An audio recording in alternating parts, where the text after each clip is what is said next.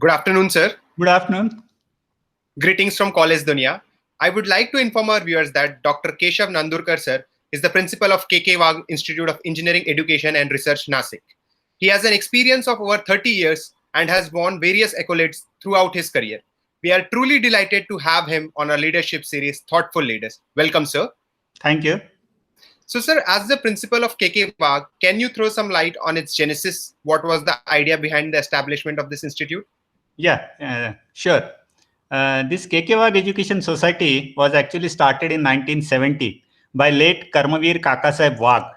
And he started with a small school. That school was for girl students in the rural area. So in those days, when the girls were not allowed to go to another place for higher studies, he started the school so that the girls can get education at that particular place. And that was a very humble beginning of this KK Wag Education Society, which is now celebrating the Golden Jubilee year, that is the 50th year. Then in 1983, when unaided colleges were allowed, we started with the Polytechnic first. And in 1984, our Engineering Institute was established. Again, it was established in the rural area. The idea was to empower the rural youth because they were not getting opportunity for technical education. As you might be knowing that in those days in Maharashtra, there were only 4 government-aided colleges. So it was very competitive for the people to get into those colleges. And some of them were going to other states where there were some unaided colleges allowed. So when the government allowed unaided colleges in Maharashtra, we started this engineering college in 1984. Of course, there were only 3 branches at that time. But now we have grown. We have now 9 branches of UG, 4 branches of PG, that is ME. We also have MEA plus MCA program, and we are also running PhD program. And I'm really glad to share with you that 15 candidates have completed their PhD from this college. So that is the actually brief history of KK Wag Education Society. Now, besides engineering and polytechnic, we also have other colleges. We have started agriculture colleges. We have started education college. Then there is a nursing college. We have some schools affiliated to our state board, affiliated to CBSE. Then we have our traditional arts, science, commerce college. So there are around 35 colleges now. More than 20,000 students are studying at KK Wag Education Society. And in our college itself, there are more than 4,000 students in engineering. So that is the background of our institute. That's really great to know, sir. And congratulations for your Golden Jubilee, sir. Yeah, thank you. Thank you. So, sir, you have been in various leadership roles. What is your philosophy of leadership and how would you describe your leadership style? Yeah, okay. That's a very nice question. I have been in the leadership position for last 16 years as a principal of this prestigious institute. And I'm also part of board of board of directors of KK Wag Education Society. So for last around 10 years, I'm a member of that also, which is running all these institutes, that society. And at university level also, I have played some leadership role. That this is my second term as chairman of board of studies under production and industrial engineering board. So earlier also 5 years I was chairman, then I was a member, then again I become a chairman of that. So for around last 20 years, I have been representing this college at university level. So these are some of the roles which I have been doing. Now at the college, of course, if you ask about my leadership style, I'll say that it is something democratic and very participative type of leadership, because I believe in people. Our people are really dedicated employees. We have around 400 employees here, 200 plus teaching staff and 200 non-teaching staff. So they all are working very selflessly for this particular education society. And I believe in motivating them, basically. So we select the proper person for the activity and then we delegate the authority to them. So whatever activity is to be completed, we give them full authority so that they can take the decisions and complete. Of course, I am always there to help them, guide them, and then we carry out the activities. I'm really glad to share with you that we have taken up some very much challenges that, yes, the other colleges might not have done that, but that we try to do. And this feedback I got from some companies that, yes, when they approach another college, the college refused to do that training program. But we said, yes, we will do that. And then we conducted training for industries also. So that type of activities I'm doing, of course, with my colleagues and employees all over here. And they are helping me in that. They trust me, they believe in me, and then they do whatever is told to them. That is something very positive about this thing. And of course, we regularly motivate them. We appreciate their efforts, whatever they have done. Even if a small thing they have done, we appreciate that. Publicly, we recognize that. We put it in our newsletter, we put it on our website. then we go to their place and felicitate them. So that way they get motivated that yes, we are also a part of KKWAG family and we have to do that. So these are some of the things which we are actually doing at our place. And along with the candidates or along with the employees, we are trying to march forward, and whatever objectives our management has set up, we are trying to do that. And so far I have received very good feedback from the people that yes, this is a type of thing which we look forward, and we will be with you whenever the activities are to be done. So I think that is the simple philosophy, very simple philosophy, that involve everyone, motivate them and take them along with you, so that whatever objectives you set up, they will do it in a right spirit. Rightly said, sir. Sir, amidst this lockdown, what are your plans for the incoming batch in terms of induction and classes? Yeah, this is actually a very relevant question now, because we are all in the COVID situation now, and it is a very difficult situation. Suddenly, in the month of March, the lockdown was declared, and we had some problems. As everyone had problem, we also had some problem because there was some curriculum to be completed, and we tried to do it in the online mode. So from March to May, we did a lot of online activities, and we completed that syllabus. Now, from July 1st, we have already started the new semester. We have started online courses for the students in the July. Now, as far as the new batch is coming, the admissions are not yet started, because the first year admissions are still pending. We don't know whether it will be done through CET or it will be based on the 12 science marks or something like that. The decision is still pending. But whenever the batch comes, we have two plans. That is, if fortunately we get a situation that people can come and join the classes, we will be really happy to welcome them. And of course, it is very good for us to teach in the class. But suppose it is not possible, then we also have a plan of conducting online sessions for them. And that plan is also ready, and then we will be conducting online sessions. As far as the induction is concerned, last year we had a very good induction program. Now AICT is also insisting that you should have 2 weeks of induction program. And last year we did it physically in a very nice fashion. And all the new coming students, we had last year around 840 students coming in. Now this year we will be having 900 students coming in for the first year, because we got 2 more branches from AICT this year. So more people will be coming in, and we will be glad to receive them. They are coming from different parts of the states. Mainly they are from Maharashtra, and some of the people, they are coming from the All India quota. That is through JEE they are coming. So they need some induction actually to mix up with this and to know the culture of Nasik and how the college is working. So in the induction program, generally we make them familiar to the culture of KKWAG. We introduce them to the people who are the authorities in case where they have to go. If suppose they have a problem where to go, then we also tell them what are the facilities in the city. That is, where is the hospital where you can go and talk to people. Then if you want to get some certificates or something, then where the people will be available. All those things we try to guide them and help them in whatever way, so that their stay will be comfortable. We have the hostels also. We have boys hostel, girls hostel, and there are so many students staying in that. So we also arrange some programs for them, so that they will be familiar with the situation and they will get acquainted to this thing. Because initially many times the people feel homesick, so they are coming from different parts, and maybe for the first time they are leaving their home and then coming over here. So we have to make them comfortable. And now if it is not physically possible, we'll definitely do something in the online mode, and then we will try to make them familiar with our culture. And I'm sure that maybe probably next semester they will be physically coming here. We will again repeat the induction program and make them comfortable in our campus. That is our plan. That's really good to know, sir. Sir, with the competition so high, how do you guide your students in this competitive scenario? Yeah, that is really true. The competition is really everywhere. It is there, and for engineering also definitely it is there. And day by day we find that the job market is also shrinking, and then the students have to do a lot of efforts.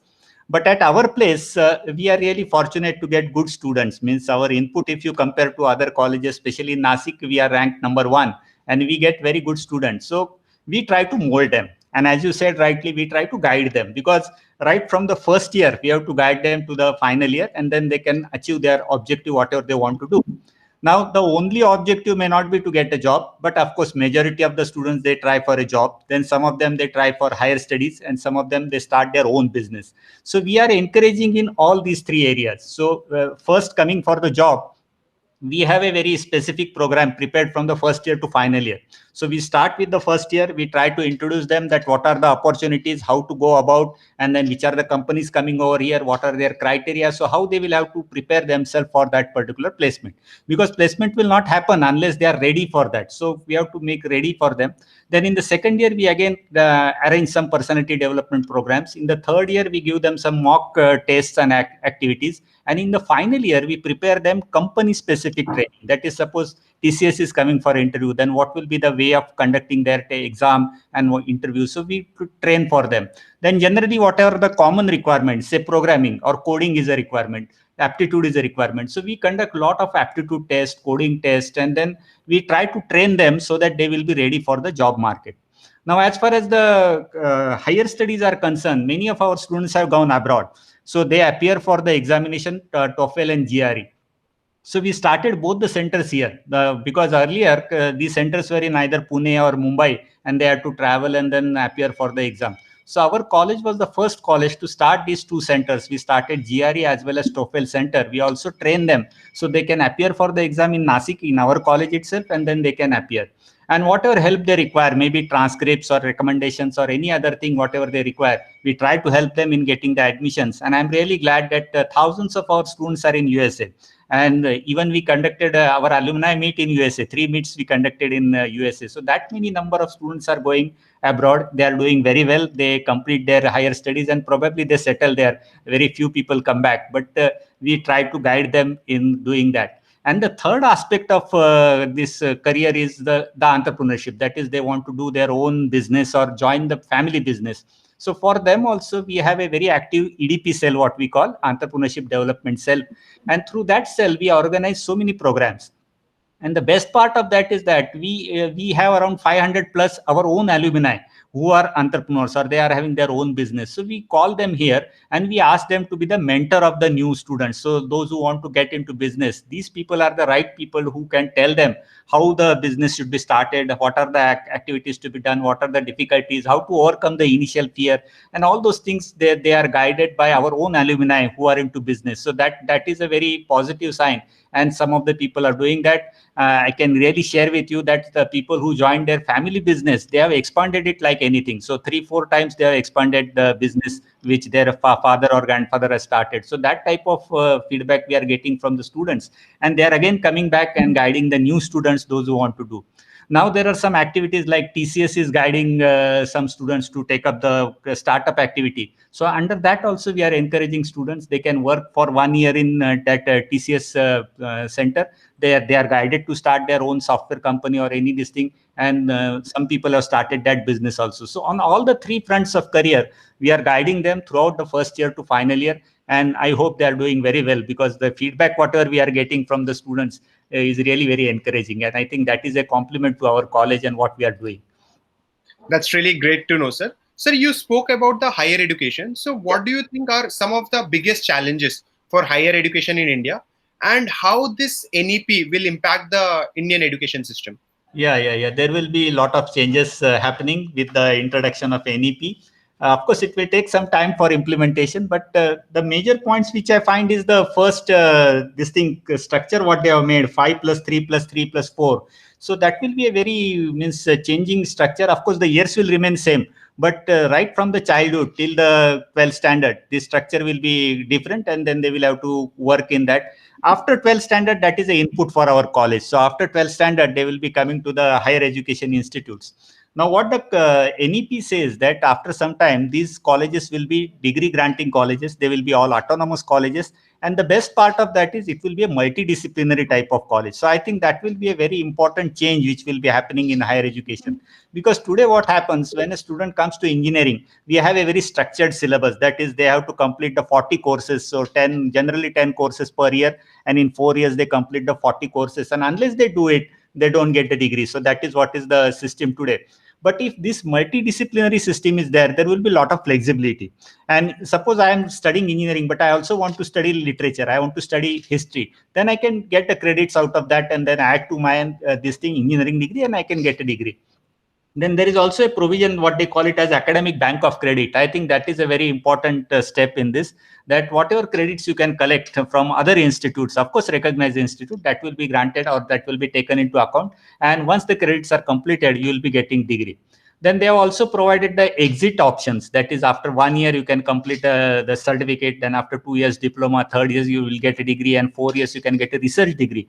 I think that is a very good provision made in NEP. And if it is done, many students will be benefited, because today what happens, if they leave after 1 year, then they don't have any option. They have to again start a new course from first year. So that is a loss for them for 1 year or something. But that loss will be avoided, and they can start, or they can use this credit and go for this thing. Second part is that they can come back again, because many times students, they leave, and then see, if the time is elapsed, they cannot join back. But in this system, they can come back again, complete this thing, and maybe get degree or something like that. And the best part which I find is the research for this thing, funding. So NRF, they are formed, and currently the challenge is that we are not getting much funding for research. So that is something, especially for the unaided colleges, we are not getting. We want to do something, but we are not getting. So if this particular foundation is done, they will be giving funding based on merit. That is what they are saying. So if the proposal is having merit, then you can be getting funding, whether you are in unaided or you are in a government institute, you will be getting that.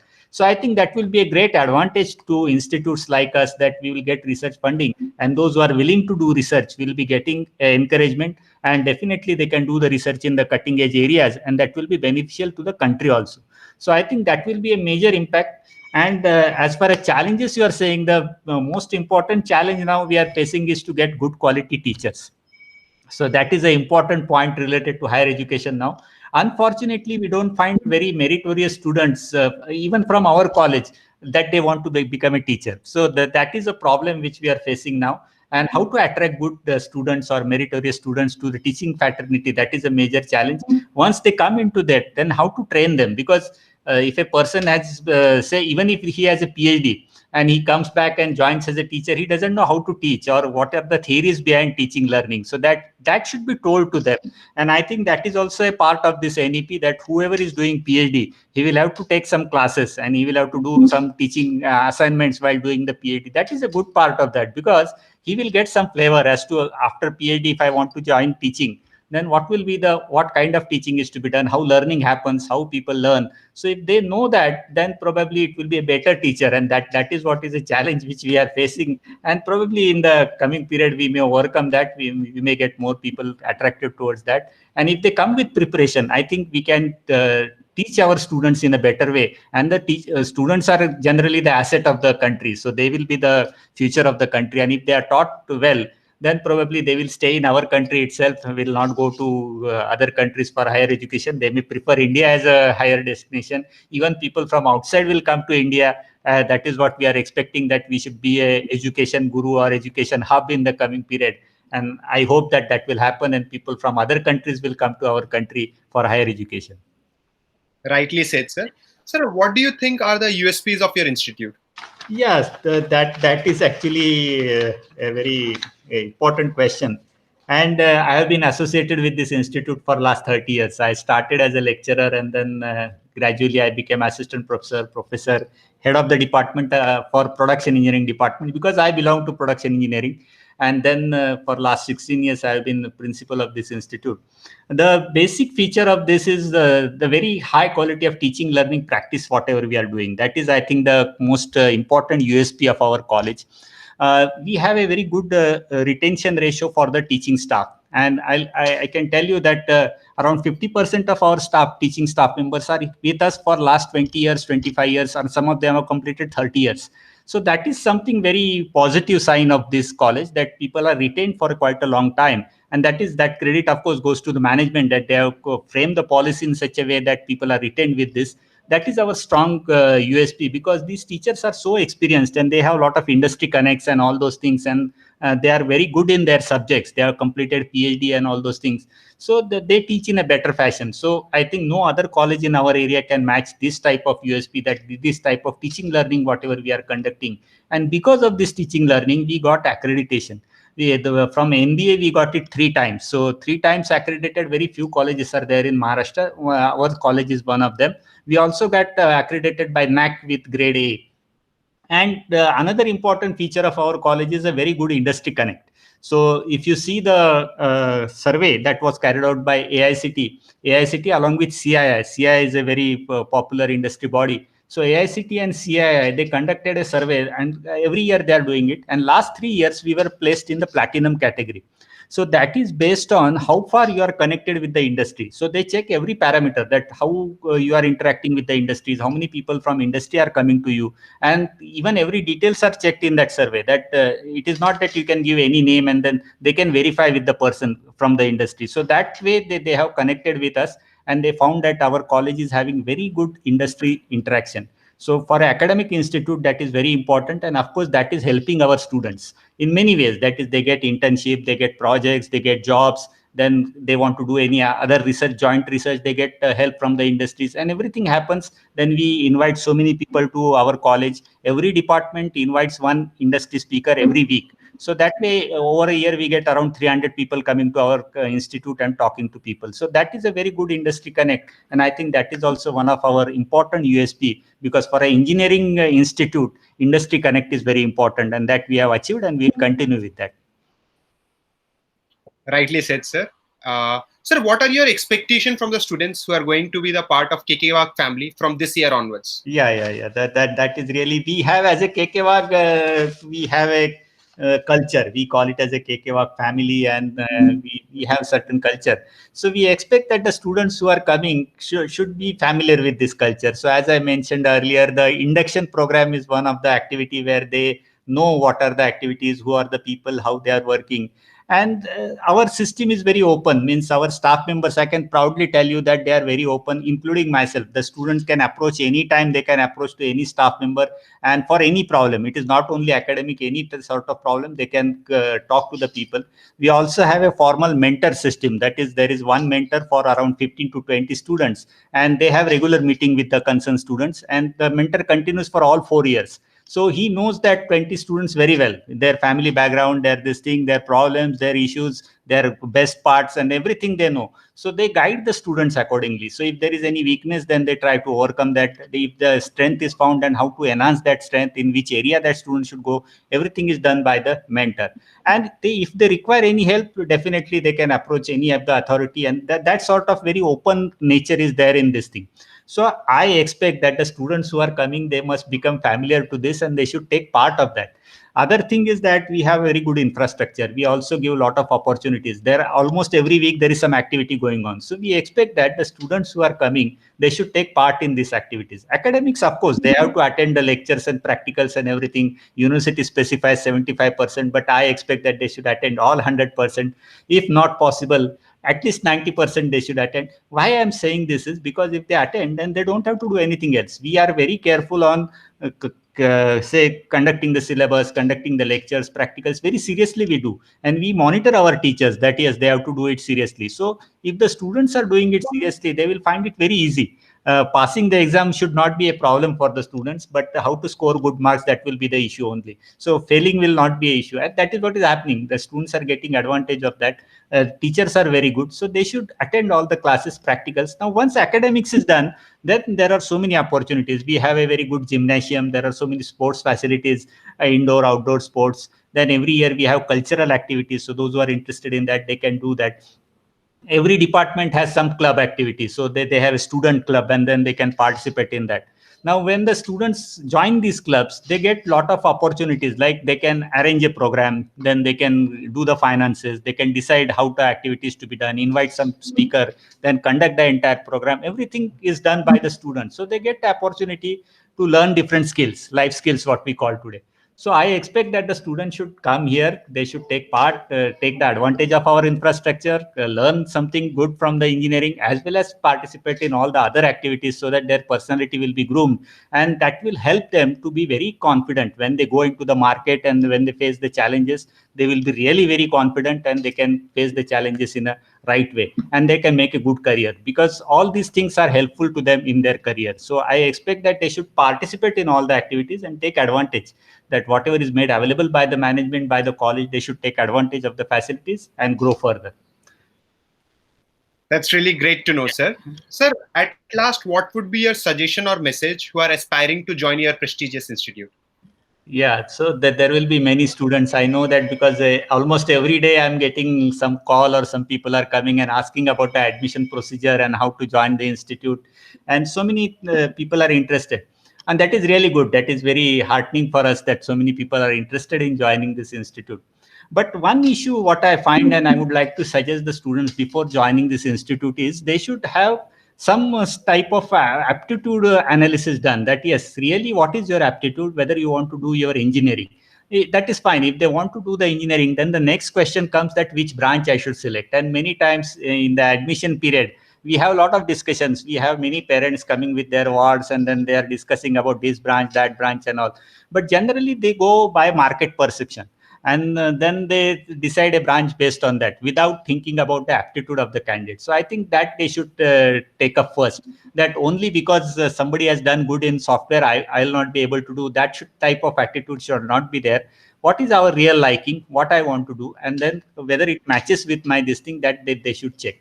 This market perception, sometimes it creates a very wrong impression, because sometimes I get the people they're saying that the chemical, how I can join chemical is not a good branch. But how you have decided that it is not a good branch? And when you ask this question, then there is no answer actually, because somebody has said that the chemical is not a good branch. Then when we tell them, and I have experienced this personally, I have experienced and told people that yes, these are the features of chemical engineering. Then you speak to our past people, past alumni who are doing, then some of them have gone to Europe for higher studies, some of them are working in Middle East and they're getting very good salary. Then they realize that yes, there is something in the branch like chemical also that they didn't know earlier. So I think they should find out the information and then get into the institute or select the branch.